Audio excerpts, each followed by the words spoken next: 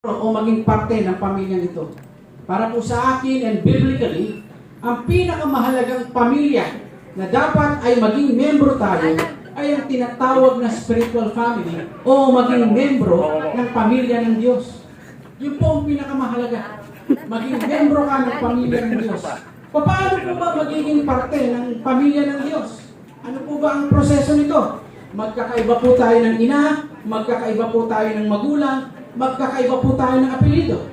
Pero paano tayo magiging pamilya o maging miyembro ng pamilya ng tunay na Diyos? Una, ito po ang masakit na katotohanan. Tayong lahat ay makasalanan at hindi tayo bahagi ng pamilya ng Diyos. Dahil sa kasalanan ito, hindi po tayo bahagi ng miyembro o bahagi ng pamilya ng Diyos.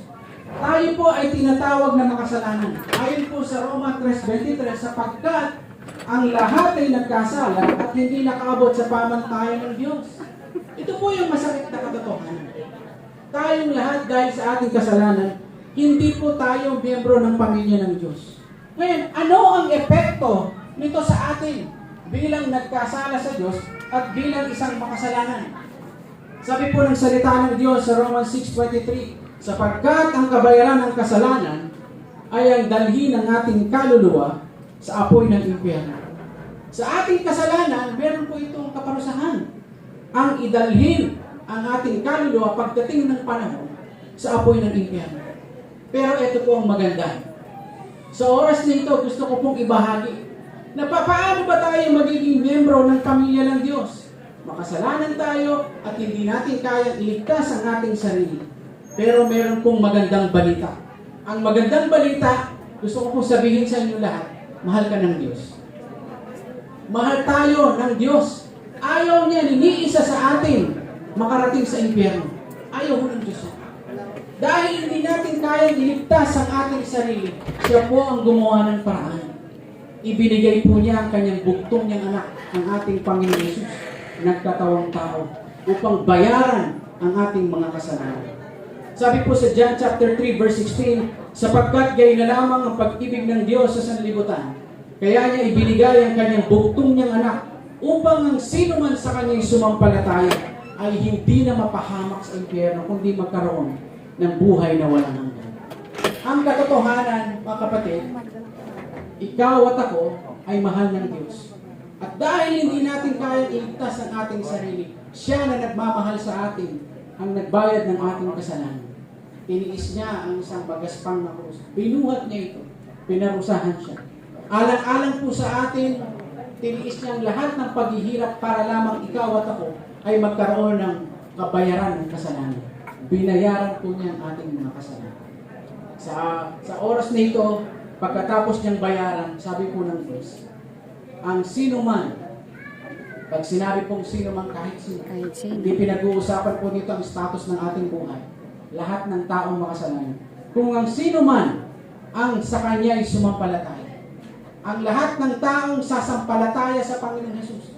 Ang lahat ng taong magsisisi ng kanyang kasalanan at paniniwalaan na mayroong Kristong namatay sa krus, inilibing at sa ikatlong araw ay nabuhay na mabuti. Ang sabi po dito, ang sino mang sumampalataya, hindi na mapapahamak, kundi magkaroon ng buhay na walang hanggan. Mga kaibigan, mga kapatid, kapag ang tao pinagsisihan niya ang kanyang kasalanan, sinampalatayanan niya ang Panginoong Jesus bilang Diyos at tagapagligtas ng kanyang kaluluwa, pinapatawad ang kanyang kasalanan at pinapangakuan siya na hindi na siya makakarating sa apoy ng impyerno, kundi magkaroon siya ng buhay na walang hanggan. Bakit po tayo binibigyan ng Diyos na buhay na walang hanggan? Alam niyo po ba kung bakit? Una, kasi ang buhay natin dito pansamantala. Kahit po umabot kayo ng 150, mamamatay din po tayo. Yun po ang katotohanan. At bakit buhay na walang hanggan? Gusto ng Diyos na makasama ka niya ng walang hanggan. Magpakailanman.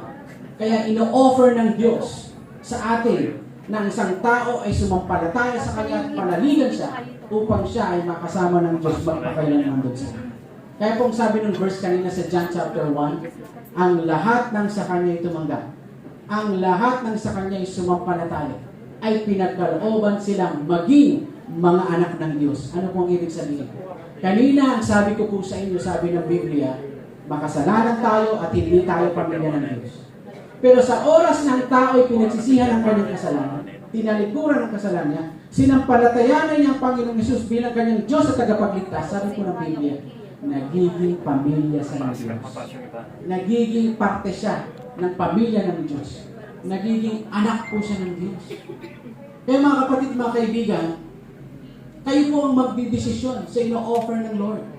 Ino-offer po ng Panginoon ang buhay na walang hanggan sa lahat ng tao. Ang kailangan mo lang, pagsisihan mo yung kasalanan at sampalatayanan mo siya bilang Panginoon at tagapagligtas ng iyong buhay. Yun po ang pinakamahalagang pamilya na dapat naisin mo na maging membro ka. Sapagkat kung mamamatay kang hindi ka membro ng pamilya ng Diyos, hindi ka sumampalataya, tinanggihan mo ang ino-offer sa iyo ng Diyos na buhay na walang hanggan at sampalatayanan siya. Nasabi po ng salita ng Diyos, ang puot ng Diyos ay nasa iyo. At pag namatay ng taong hindi sumasampalataya, mapapahamak po siya. Sapagkat ang pinangakuan ng Diyos ng buhay na walang hanggan at walang kapahamakan ay yung lamang sumasampalataya sa kanyang pangalan. Meaning, magiging pamilya lamang tayo ng Diyos kahit makasalanan tayo kung sasampalataya tayo sa Panginoong Hesus, kung paniniwalaan natin ang kanyang sakripisyo doon sa krus ng Kalbaryo, kung pagsisisihan mo ang lahat ng pagkakasala at tanggapin mo siya ngayon sa iyong puso bilang Panginoon at tagapagligtas. Kayo po ang magdi-decide niyan. Hindi po ako, hindi ang kapitbahay mo, hindi yung bahagi ng iyong pamilya. Kung gusto mong magpaligtas, kung gusto mong magkaroon ng buhay na walang hanggan at pangako ng Diyos na hindi na mapapahamak, magdesisyon ka, manalangin ka. Sabihin mo, Panginoon, makasalanan ako.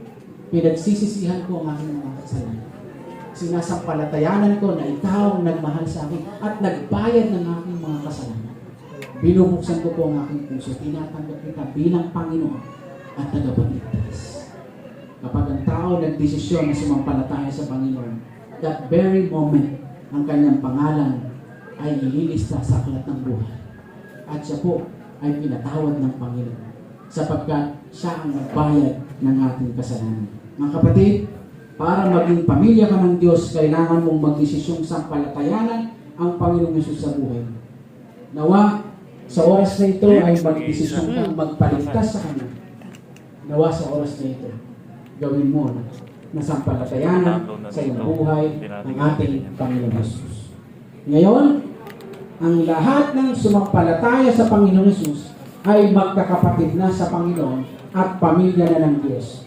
Kahit magkakaiba pa po tayo ng magulang, kahit magkakaiba po tayo ng apelyido, kapag kinilala mo sa iyong buhay ang Panginoong Hesus, automatically, magiging membro ka ng spiritual na pamilya ng Diyos. Tinatawag itong spiritual family. Ito ang proseso kung paano tayo magiging parte ng isang biological family at ng spiritual family. Pagpalain po tayo ng Panginoon. Tayo po ngayon, mga kapatid, ay magpapatuloy na sa kasalan ito. Mga minamahal na kapatid at mga kaibigan, tayo po ngayon ay nagkakatipon sa harapan ng ating Diyos at sa lugar na ito upang saksihan at ipagdiwang ang pag-iisang dibdib ni Jezreel Bincang at Jeneline de la Puente sa isang banal at kristyanong kasalan. Ang tipan ng pag-aasawa ay itinakda at itinatag ng Diyos na siyang lumikha sa ating na lalaki at babae. Ang sino mang nagnanais na pumasok sa tipang ito ay dapat mag-isip ng mabuti ng may paggalang, kahinahunan at takot sa Diyos. Sapagkat ang pag-aasawa ay isang banal na tipan at ito'y dapat igalang. Para po sa pagkakaloob sa babaeng ikakasal, sino po ang nagbibigay ng pahintulot at pagpapala kay Jeneline upang ikasal kay Jezreel? Kayo po. Pinapahintulutan niyo po bang ikasal sa kay Jezreel? Okay, Jezreel. Mag-yes. Tuloy po tayo. Okay? Gusto kong tumayo kayong dalawa.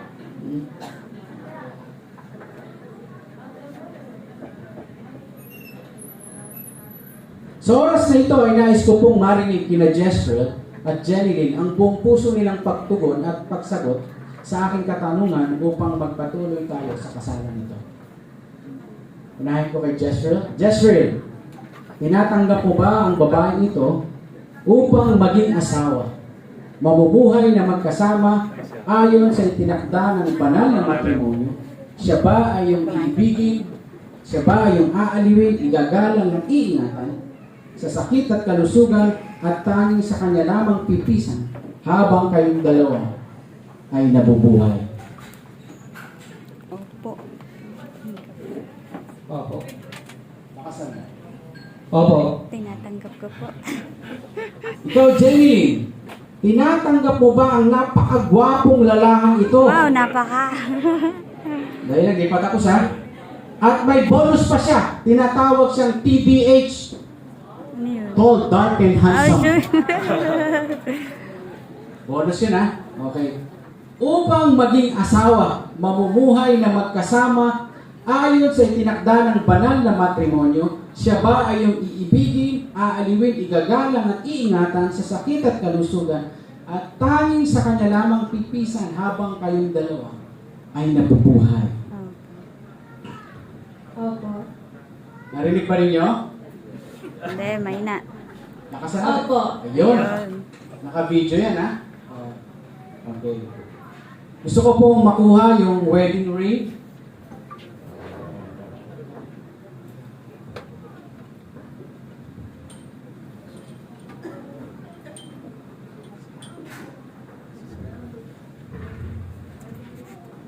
Mga kapatid, ang mga singsing na ito ay panlabas at pisikal na simbolo ng isang spiritual at panloob na pagbubukod ng dalawang pusong nangangakong tapat na magmamahalan.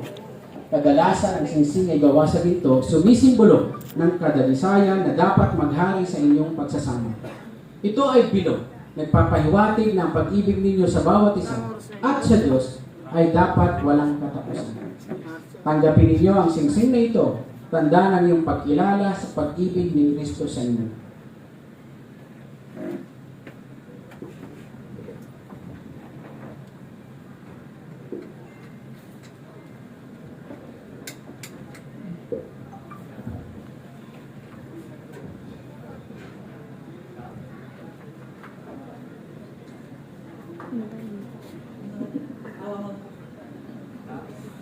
Love, Lo. binibigay ko sa iyo ang singsing na ito bilang tanda ng aking dalisay na pag-ibig sa iyo. Papakasal ako sa iyo sa pangalan ng Ama, ng Anak, at ng Espiritu Santo.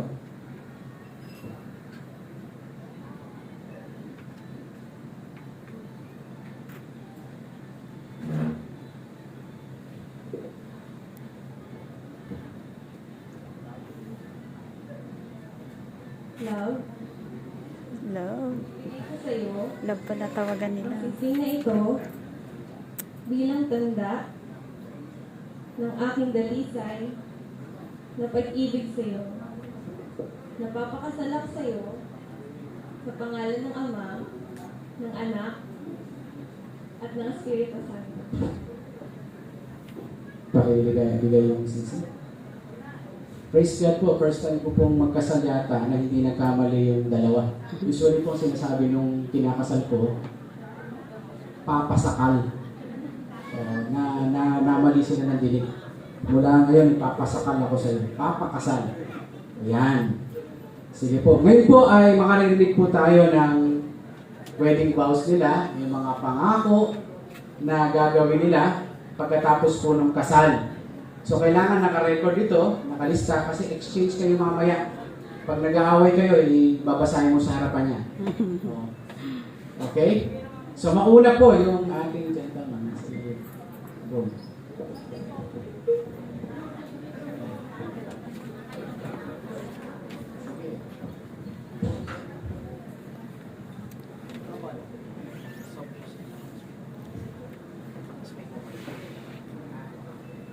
Love ko, ito na ang araw na pinakahinihintay natin. Araw na pinapanalangin natin. Unang-una, salamat sa Panginoon sa araw na ito dahil ikakasal na tayo.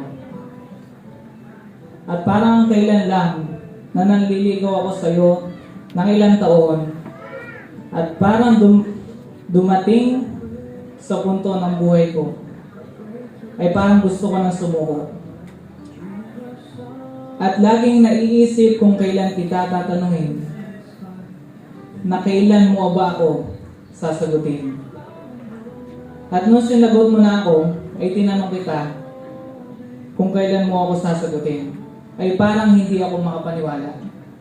Dahil sa tagal ng panliligaw ko sa iyo, at iyon, nagpapasalamat ako sa Panginoon dahil ikaw ang ginamit niya para hindi ako mapalayo sa Kanya. Love ko, tandaan mo, mahal na mahal kita palagi. Kapag ayaw mo magsaing, ako na lang magsasaing. Basta kakain ka lang ng totoong na kanin. Ayun, patay doon. At pangako ko sa iyo, love ko, mamahalin kita hanggang dulo. At lagi mo akong kasama sa mga pangarap mo at lagi kitang aalagaan. Kahit ayaw mong kumain, papakainin kita.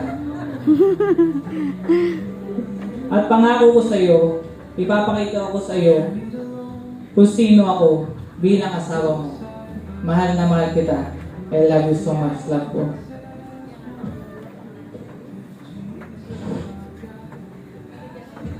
Pakinggan po naman po natin ang bride.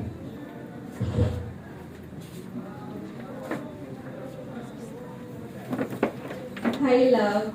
Una sa lahat, gusto kong magpasalamat sa Panginoon. Ito na yung araw na matagal nating pinapanalangin. Salamat sa Panginoon sa araw na ito. Kasi sa tinagal-tagal na panahon,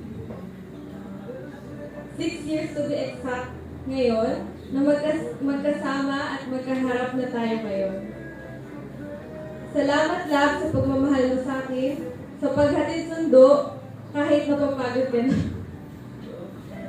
Bago tayo mapunta sa yugtong ito, napakarami na ng pinagdaanan natin. Salamat sa Panginoon dahil di niya tayo pinabayaan. Kaya love, kahit anumang hamon, kahit gaano pa kahirap ang sitwasyon, lagi natin ipagkatiwala sa Panginoon. Pangako ko sa iyo na magkasama tayong ahon at tandaan mo sa hirap man o sa ginhawa, sa lungkot o saya, sa sakit o sigla, pangako, hindi ko bibitawan ang iyong mga kamay. Kasama mo ako sa lahat ng paglalakbay at mas kasama mo ako sa oras ng iyong lumbay. At pangako, kahit gaano pa kainit ang ulo mo, iintindihin kita kahit mahirap. Ay, sarap We can now naman. do whatever we want. We can travel, we can stay up late, do long drives, and there's no need to drop me home because now you are my home. Na. You are my home. Ako po yung kinilig. You're my Okay, home. salamat. Pwede mo po kayo. Wow. Yan. Salamat po. Nag-exchange pa kayo ng ba? Mag-exchange kayo kasi sabi ko nga kanina,